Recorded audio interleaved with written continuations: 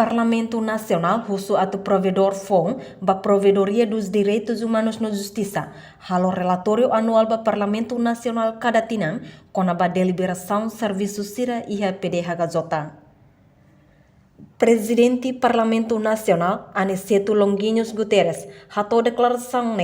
foi halo ni intervenção e a cerimônia tomada posse ba provedor direitos humanos no Justiça, Virgílio da Silva Guterres, e a lorong 5 bulan janeiro tinang ring rua runulu resen tolu, e a salão lalini lariguto CNE kai kolidili, quinta-feira semana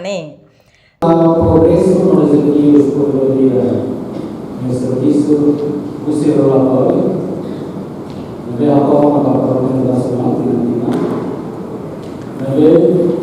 a acadêmico do progresso real saída na visão e a área de direitos humanos, justiça,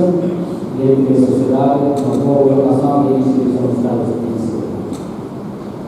Tuir Presidente Parlamento Nacional, Aniceto Longuinhos Guterres, Parlamento Nacional laharedet ba progresso no desafio PDHJ husi relatório, mas be haremos progresso real nebe atinsi ona ia área direitos humanos, justiça e a sociedade sira.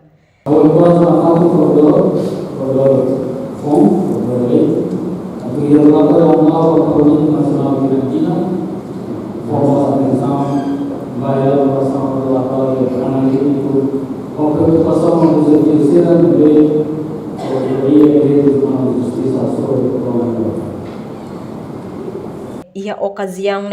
Presidente Parlamento Nacional Mosuzere ba PDHJ, onde utiliza no assegura materializa competência, Constituição no lei sira nebe iha. Reportagem Imelda Fátima, Televisão Timor Post.